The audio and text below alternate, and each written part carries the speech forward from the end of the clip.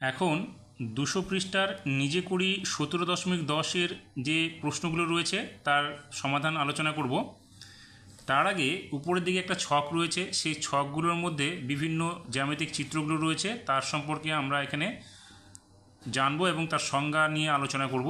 এবং কিছু প্রশ্ন রয়েছে, সেই প্রশ্নগুলোর আমরা টিক চিহ্ন বা কাটা চিহ্ন দেবো, বা ভুল বা ঠিক সেগুলোকে আমরা দেখব, বা তার বৈশিষ্ট্যগুলো নিয়ে আলোচনা করব।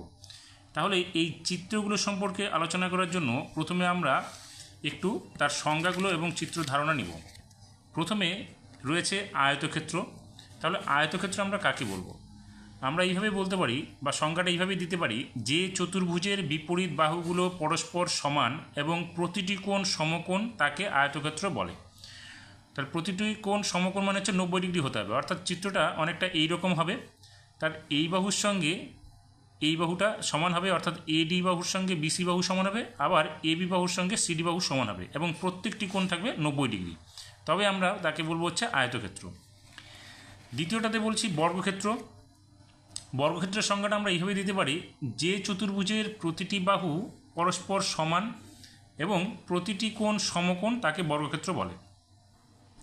এখানে যে চিত্রটা নিয়েছি, চিত্রটির প্রত্যেকটি বাহু সমান হতে হবে এবং প্রত্যেকটি কোণ আমাদের 90 ডিগ্রি করে হতে হবে, তবে সেই চিত্রটাকে আমরা বলবো বর্গক্ষেত্র। এরপরে নিয়েছি সামান্তরিক। সামান্তরিকের সংজ্ঞাটা আমরা এইভাবে দিতে পারি, যে চতুর্ভুজের বিপরীত বাহুগুলো পরস্পর সমান্তরাল তাকে সামান্তরিক বলে। অর্থাৎ এখানে যে চিত্রটা রয়েছে, এডি এবং বিসি সমান এবং সমান্তরাল হবে, অপরদিকে এবি এবং সিডি এরাও কিন্তু সমান এবং সমান্তরাল হবে, তবে এই চিত্রটা হবে আমাদের কি সামান্তরিক। তারপরে ট্রাপিজিয়াম। ট্রাপিজিয়ামটা কি দিতে পারি আমরা সংজ্ঞাটা, যে চতুর্ভুজের এক জোড়া বিপরীত বাহু পরস্পর সমান্তরাল তাকে ট্রাপিজিয়াম বলে। তাহলে এখানে দুটো চিত্র নিয়েছি, এই দুটো চিত্রের ক্ষেত্রে উপরের বাহুর সঙ্গে নিচের বাহু সমান্তরাল হবে, অথবা এখানে যে চিত্রটা নিয়েছি তারও কিন্তু উপরের বাহুর সঙ্গে নিচের বাহুটা সমান্তরাল হতে হবে। তবে এই ধরনের যদি চিত্র হয় আমরা তাকে বলবো ট্রাপিজিয়াম। সবশেষে আসছে রম্বস। রম্বস কিন্তু অনেকটা চতুর্ভুজ অর্থাৎ বর্গাকার চিত্রের মতোই অনেকটা, কিন্তু এখানে দেখো একটু আলাদা। তো সংজ্ঞাটা আমরা এইভাবে দিতে পারি, যে চতুর্ভুজের প্রতিটি বাহু সমান এবং বিপরীত বাহুগুলি পরস্পর সমান্তরাল তাকে রম্বস বলে। এক্ষেত্রে আমরা একটা ব্র্যাকেটে অংশ নিয়েছি, সেখানে লিখেছি যে প্রত্যেকটি কোণ সমকোণ হতে পারে আবার নাও হতে পারে। এই ধরনের যদি আমরা চিত্র পাই তাহলে সেটাকে আমরা বলবো রম্বস। এবারে এই যে চিত্রগুলো বা এই সংজ্ঞাগুলো উপর ভিত্তি করে আমাদের কিন্তু এখানে ছকটাকে পূরণ করতে হবে। তো ছকটার মধ্যে প্রথমে বলেছে দেখো আয়তকার চিত্র। আয়তকার চিত্রের কি বলেছে, বিপরীত বাহুর ক্ষেত্রে সমান দৈর্ঘ্যের এবং সমান্তরাল হতে হবে। হ্যাঁ, এটা আয়তকার চিত্রের ক্ষেত্রে কি হবে, দৈর্ঘ্য যে থাকবে বিপরীত বাহুগুলোর সেগুলো দৈর্ঘ্য সমান হবে এবং সমান্তরাল হতে হবে। এবার বলছে সব বাহুর দৈর্ঘ্য সমান। এটা কিন্তু না, কারণ আয়তকার চিত্রের ক্ষেত্রে সব বাহুর দৈর্ঘ্য সমান হবে না। কারণ হচ্ছে এখানে দেখো আয়তকার চিত্রের ক্ষেত্রে দৈর্ঘ্যর দিকে যে বাহুগুলো রয়েছে সেটা বড় হবে এবং প্রস্থর দিকে বাহুটা ছোট হবে, সেজন্যে আমরা এখানে বলবো যে সব বাহুর দৈর্ঘ্য সমান নয়। এবার বলেছে বিপরীত কোণের মান সমান। হ্যাঁ, আয়তক্ষেত্রের ক্ষেত্রে কিন্তু বিপরীত কোণগুলো সমান হবে, কারণ আয়তক্ষেত্রের প্রত্যেকটা কোণ হচ্ছে সমকোণ হয়, সেক্ষেত্রে এখানে সমান হবে। আর বলেছে চারটি কোণের সমষ্টি 360 ডিগ্রি। দেখো, চারটি বাহু দ্বারা গঠিত যে কোনো চতুর্ভুজের বা যে কোনো চিত্রেরই চারটি কোণের সমষ্টি আমাদের 360 ডিগ্রি হবে, সেই জন্য আমরা এখানে টিক চিহ্ন দেব। পরের চিত্রটি হচ্ছে বর্গাকার।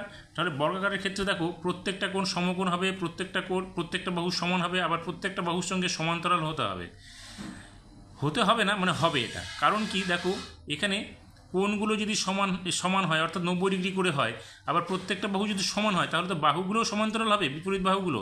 সেক্ষেত্রে এবার আমরা কি করব, এখানে তার টিক চিহ্নগুলো দেব। কি বলেছে, বিপরীত বাহুগুলো সমান দৈর্ঘ্য। হ্যাঁ, এটা সমান দৈর্ঘ্য হবে। এরপরে বলেছে বিপরীত বাহুগুলো সমান্তরাল হবে। হ্যাঁ, বর্গক্ষেত্রের ক্ষেত্রেও সমান্তরাল হবে।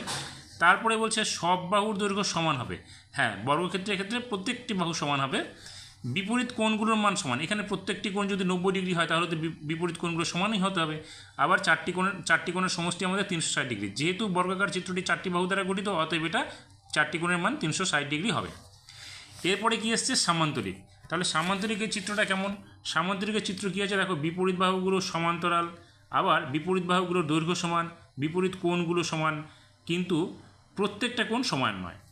তাহলে এখানে কি হবে, সামান্তরিকের ক্ষেত্রে বিপরীত বাহুগুলো সমান দৈর্ঘ্য, হ্যাঁ এটা সমান দৈর্ঘ্য হবে, সমান্তরাল হবে, তাহলে বিপরীত বাহুগুলো আমরা সমান্তরাল পেলাম।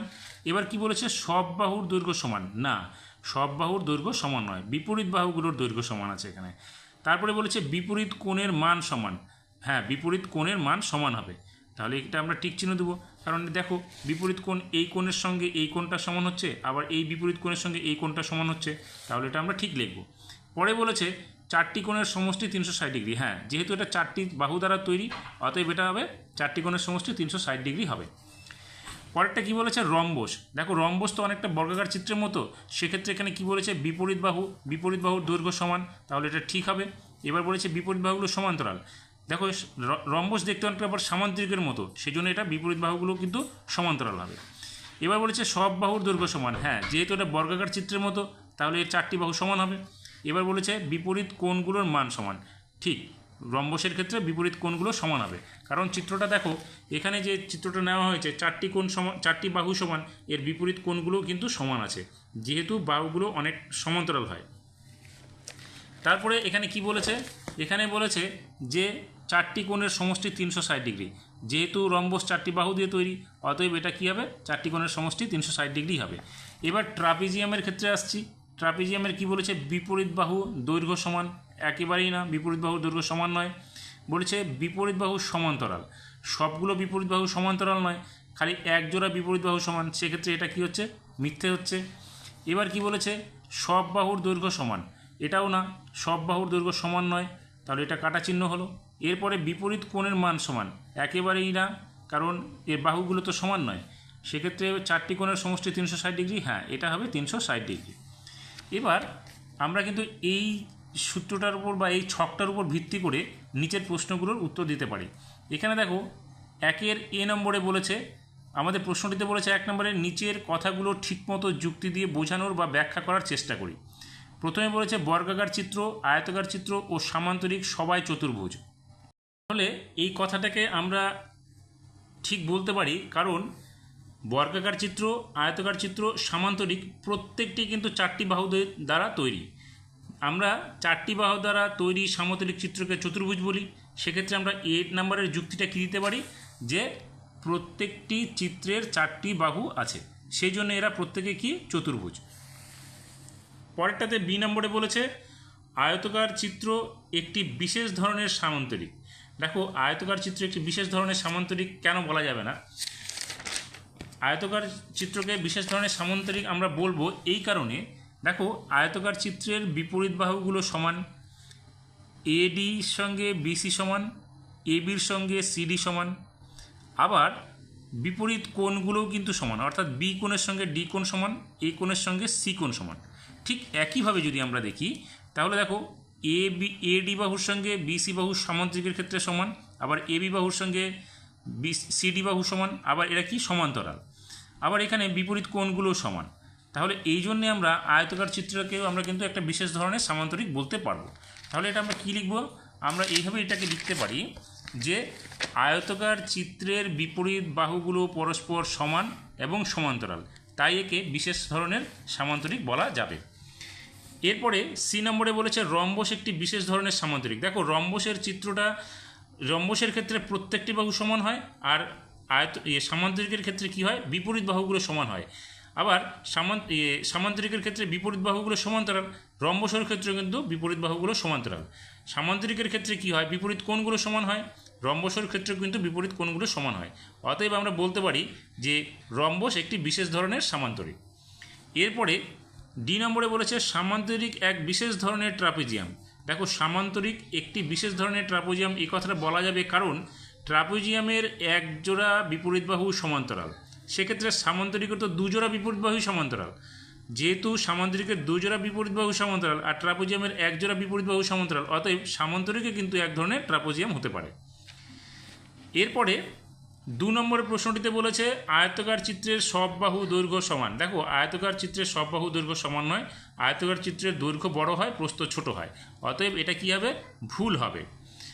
তারপরে বি নম্বরে কি বলেছে, বর্গাকার চিত্রের প্রতিটি কোণ সমকোণ। হ্যাঁ, বর্গক্ষেত্রের প্রত্যেকটা কোণ সমকোণ হবে, কারণ বর্গক্ষেত্র শর্তটাই হচ্ছে এরকম যে 4টি বাহু সমান হবে এবং প্রত্যেকটি কোণ সমকোণ হতে হবে।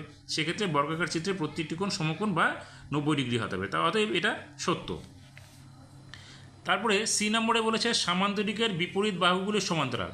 হ্যাঁ, সামান্তরিকের বিপরীত বাহুগুলো সমান্তরাল, এটা সংজ্ঞাতেই আছে যে চতুর্ভুজের বিপরীত বাহুগুলো পরস্পর সমান্তরাল তাকে বলা হয় সামান্তরিক। তাহলে এবং বিপরীত কোণগুলো সমান থাকতে হবে, তাহলে এটা ঠিক আছে, তাহলে এটাকে আমরা বলবো ঠিক। তারপরে সি নম্বরে কি বলেছে, ডি নম্বরে বলেছে যে কোনো ট্রাপোজিয়ামের সব বাহুর দৈর্ঘ্য সমান। দেখো, যে কোনো ট্রাপোজিয়ামের সব বাহুর দৈর্ঘ্য সমান নয়, এটা ভুল। তারপরে বলেছে যে কোনো রম্বসের সব কোণই সমকোণ। না, যে কোনো রম্বসের সব কোণ সমকোণ নয়, এটা ভুল।